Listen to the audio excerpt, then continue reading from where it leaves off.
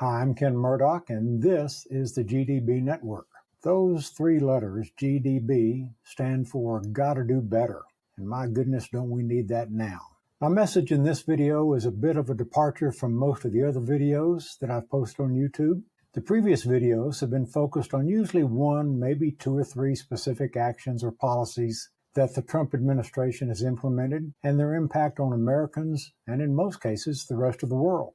Today, I want to discuss a bit of what brought me to publishing my weekly newsletter and making these videos. And I suspect that my motivations have been very similar to some questions and concerns that you might have as well. Until recently, I had been a Republican for about 50 years, since the early 1970s. The reasons for my affiliation with the Republican Party were the three main principles that were part and parcel of who Republicans were and what they represented. Those three main principles were, number one, personal responsibility, number two, fiscal restraint, and number three, limited government. Today, I'm no longer a Republican. I've never been a Democrat.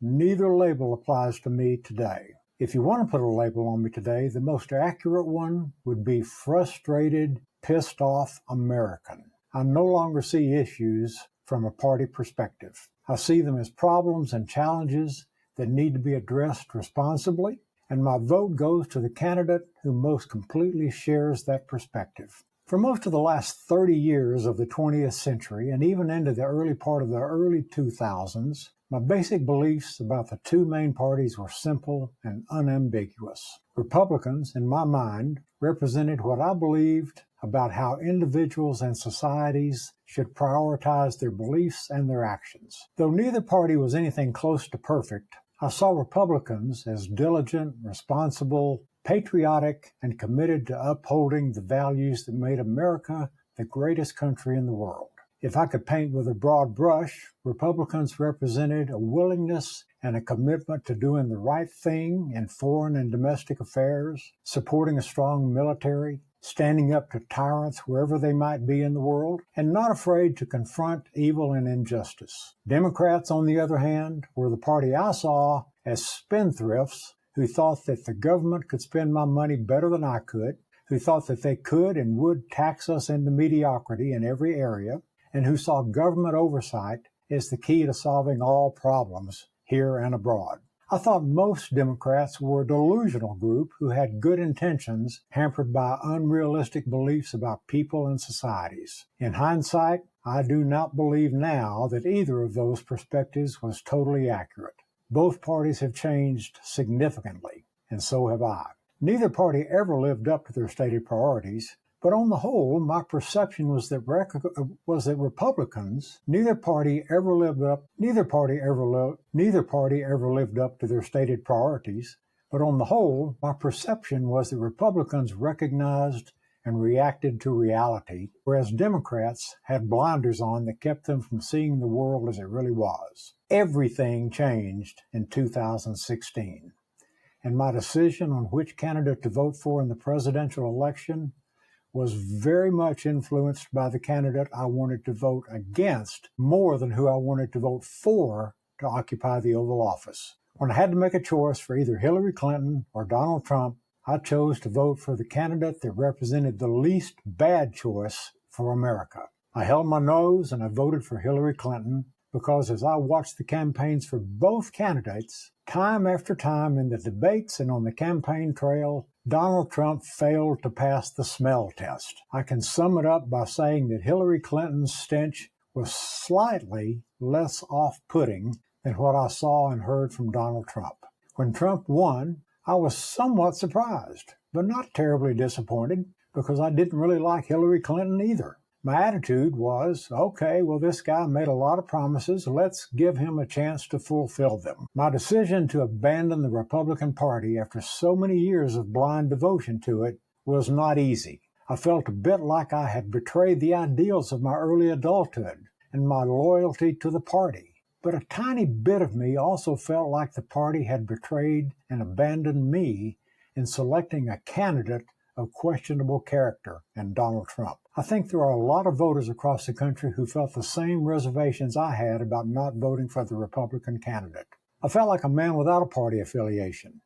Neither party represented my values or my priorities. What I want to say at this point is that I understand how someone can have a fierce loyalty to being a Republican and how that loyalty can be so strong that it can lead them to vote for the party even when the individual representing the party is a big departure from what the party had represented in the past. I always believed that presidents should act presidential and that they should enter the office with a commitment to making life better for all Americans, even if I did not share their stated priorities on how to make that happen. Since the 2016 election, I have not had one day when I believed that Donald Trump's priorities were focused on making anything better for Americans or anyone else in the world except himself. It seemed that every time he opened his mouth, he did so to denigrate or disparage someone else or to promote himself. The pinnacle of disappointment for me in his first term was his mismanagement of the COVID pandemic, his reluctance to encourage people to wear masks, and his premature announcement that we had the pandemic under control were catastrophic in their consequences. People want their president to be an example of commitment to doing the right thing during a crisis. But his refusal to acknowledge the severity of it, and his refusal to encourage responsible behavior by everyone, and his reluctance to support the best minds in science and medicine was, in my opinion, responsible for hundreds of thousands of deaths that could have been prevented. People who followed his example brought about their own demise and the deaths of others they exposed to the virus because of Trump's lack of leadership and example when it was needed the most. I'm skipping a myriad of other actions on his part when I moved to January 6, 2021, when he attempted to disrupt the peaceful transfer of power. That action alone should have been enough to show Americans that Mr. Trump was not worthy of election to any office. I am not and was not a believer that Joe Biden was the answer to America's challenges. President Biden was a good man who was past his prime. His reluctance to fully support the Ukraine war made a senseless war even worse. He never did project confidence or competence, but he was not a self-centered egomaniac bent on promoting himself while destroying people and institutions such as our universities and our healthcare system. His main positive quality was and still is that he was not Donald Trump. My recognition and acknowledgement of Donald Trump's sins and shortcomings is not an endorsement of Mr. Biden. But Biden was not on a mission to reduce the Constitution to just an old piece of paper, as Mr. Trump is trying to do every day. He is a 34-time convicted felon who has the temerity and the audacity to do what no other president has ever considered doing by using the Department of Justice to bully FBI agents who were simply doing their jobs when they investigated him. And now he's using it as a tool for vengeance with senseless indictments of James Comey and Letitia James. He has fired good and experienced U.S. attorneys for simply stating that they did not believe either of those indictments was justifiable. Since Donald Trump has been elected and sworn in again, he has mastered the art of deception by promising what others want to hear, then doing exactly the opposite of what it would take to fulfill those promises. He promised lower grocery prices, but since he took office, prices are up about 20% on most common items. His big, beautiful bill will further exacerbate an already gargantuan debt and will throw millions off their health care insurance, which is both morally and fiscally irresponsible.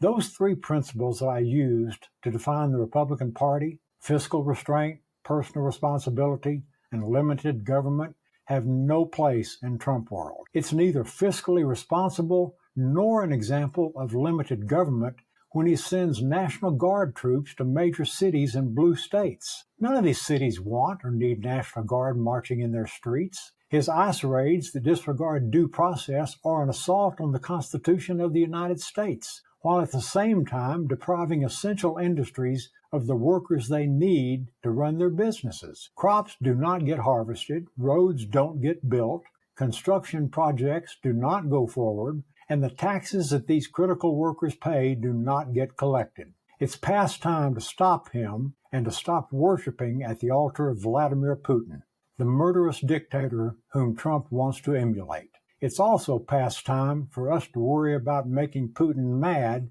and to begin supporting Ukraine with the weapons that it needs to defend itself. It is past time to stop him and to stop It is past time to stop him and to stop worshiping at the altar of Vladimir Putin, the murderous dictator whom Trump wants to emulate. It is also past time for us to worry about making Putin mad and to begin supporting Ukraine with the weapons it needs to defend itself. It is time for Russia to be worried about making the United States mad because of their unrelenting assaults on civilians in hospitals, schools, shopping centers, and train stations. And here is the choice that Americans should be willing to consider. If you feel bound by tradition to support today's Republican Party, even though it represents nothing remotely similar to what Republicans used to stand for, it is time to ask yourself if you consider yourself first a Republican or first as an American. If you're ready to throw tradition aside and do what's right for the country and the rest of the world by committing yourself to decency, fiscal responsibility, and support for the Constitution of the United States, make your voice heard. It's okay to change your mind and your loyalty when the party that you used to support has abandoned any similarity to the principles and ideals that America has always represented. I appreciate you tuning in, and God bless America.